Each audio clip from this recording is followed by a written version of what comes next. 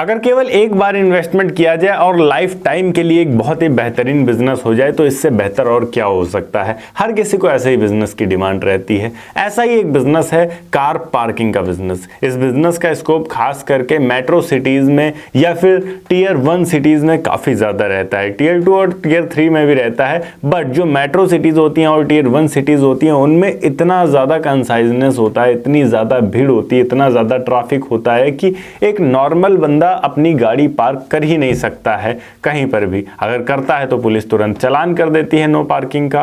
ऐसी बहुत सारी समस्याएं होती हैं। इन सबको सॉल्व करते हुए आप अच्छा मुनाफा कमा सकते हैं। आज की इस वीडियो में हम जानने वाले हैं कि किस किस प्रकार से इस बिजनेस को शुरू किया जा सकता है। अगर आप खुद से करते हैं तो कितना इन्वेस्टमेंट लगेगा, अगर आप टेंडर के थ्रू करते हैं तो कितना इन्वेस्टमेंट लगेगा, इससे आप प्रॉफिट कितना कमा पाएंगे, A to Z चीज़ें आज की इस वीडियो में हम जानेंगे। तो इस वीडियो को लास्ट तक जरूर देखिएगा। हेलो एंड वेलकम फ्रेंड्स, मेरा नाम है अनूप सिंह और आप देख रहे हैं आपका अपना YouTube channel. So let's get started. सबसे पहली चीज तो आपको ये डिसाइड करनी होगी कि अगर आप कार पार्किंग के बिजनेस को शुरू करने जा रहे हैं तो यहाँ पर इस कार पार्किंग के बिजनेस के लिए आपकी खुद की जमीन है या फिर आप गवर्नमेंट की जमीन पर टेंडर लेकर इसको शुरू करना चाहते हैं। अगर खुद की जमीन होगी तो यहाँ पर कम से कम 3 से 4 हज़ार स्क्वायर फीट एरिया चाहिए। बस स्टैंड के आसपास, रेलवे स्टेशन के आसपास या फिर कोई ऐसा एरिया जो कि मार्केट है, मेन मार्केट है, बट वहाँ कोई पार्किंग नहीं है। वहाँ पर अगर आपके पास इतना स्पेस है तो आप आसानी से वहाँ पर गाड़ियाँ खड़ी कर सकते हैं, करवा सकते हैं।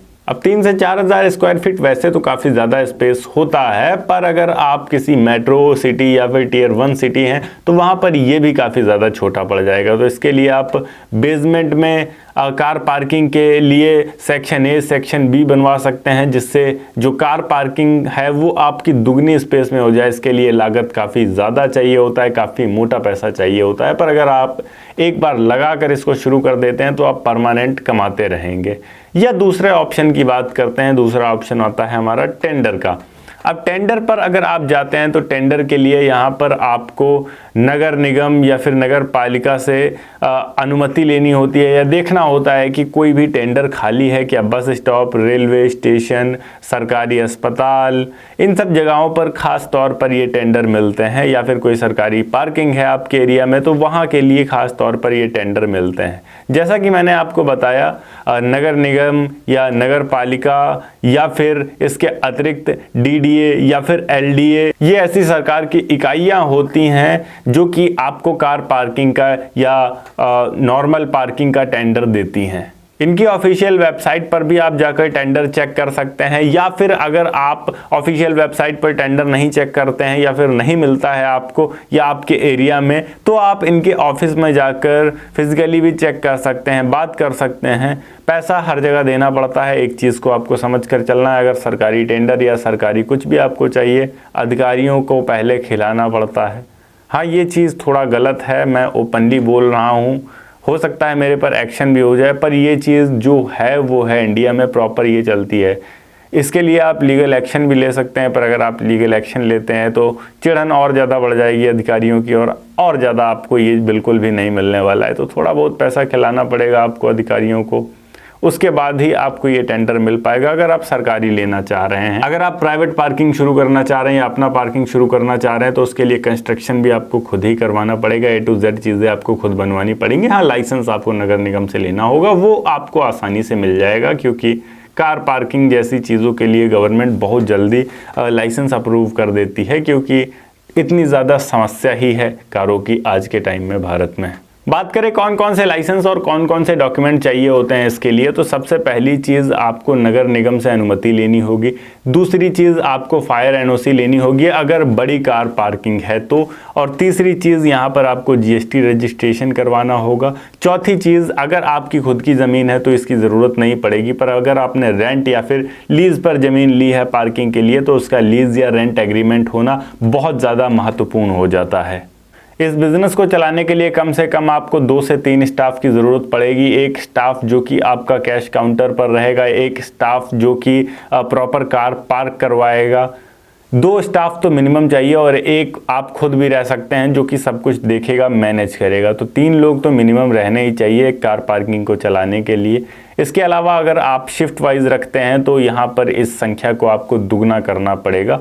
कम से कम 4 लोग आपको अलग से रखने पड़ेंगे जो कि 12-12 घंटे की शिफ्ट में रह सकते हैं। जिन भी बंदों को आप कार पार्किंग के बिजनेस के लिए रख रहे हैं, हायर कर रहे हैं, स्टाफ रख रहे हैं, उनको ध्यान दीजिएगा अच्छे से कार चलाना आता हो और उनके पास ड्राइविंग लाइसेंस मौजूद हो। ये बहुत ज़्यादा महत्वपूर्ण हो जाता है।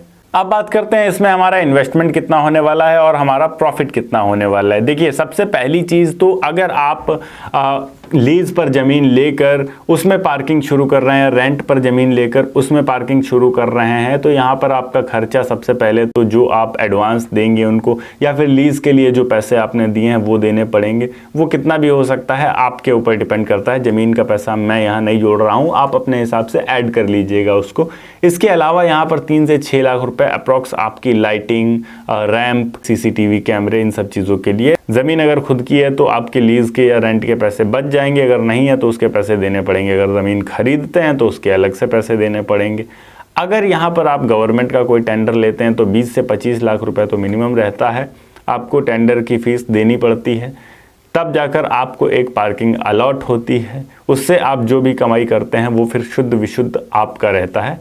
प्रॉफिट के ऊपर आपको गवर्नमेंट को टैक्स देना पड़ेगा। टेंडर की फीस निकलने के बाद जो आप प्रॉफिट कमाएंगे उस प्रॉफिट के ऊपर आपको गवर्नमेंट को टैक्स देना पड़ेगा। बाकी का जो पैसा होगा वो केवल और केवल आपका रहेगा। यहाँ पर 20 से 25 लाख रुपए सरकारी टेंडर के लिए और प्राइवेट पार्किंग के लिए डिपेंड करता है कि कितनी एरिया है, कितना लोकेशन है, कैसा है। अब बात करें इसमें आप प्रॉफिट कितना कमा पाते हैं। अगर आप यहाँ पर 4 घंटे के लिए कहीं पार्क करते हैं तो अप्रॉक्स यहाँ पर आपको 50 रुपए तक देने पड़ सकते हैं एक कार के, और अगर 4 घंटे से ज़्यादा समय होता है तो उस हिसाब से जो चार्जेस हैं वो बढ़ जाते हैं।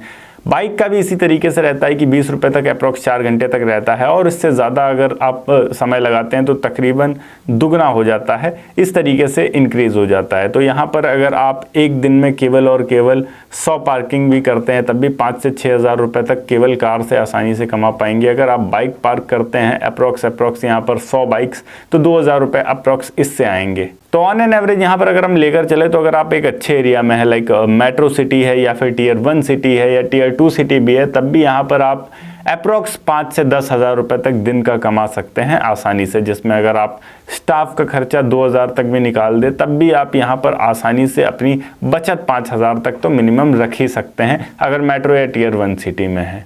तो 5000 रुपये की बचत मतलब कि यहाँ पर महीने की आपके तकरीबन 1.5 लाख रुपये तक बनेंगे। अगर आपके पास एरिया अच्छा है तो ये और भी ज़्यादा हो सकता है, अगर आपके पास एरिया कम है तो ये और भी ज़्यादा कम हो सकता है। कई सारे फैक्टर्स आ जाते हैं यहाँ पर। उम्मीद करता हूँ कि आप समझ गए होंगे कि किस तरीके से आप इस बिज़नेस को शुरू कर सकते हैं। अगर वीडियो अच्छी लगी हो तो वीडियो को लाइक करके चैनल को सब्सक्राइब ज़रूर कर दीजिएगा। मैं मिलता हूँ आपको नेक्स्ट वीडियो में एक नए टॉपिक के साथ। तब तक के लिए जय हिंद, वंदे मातरम।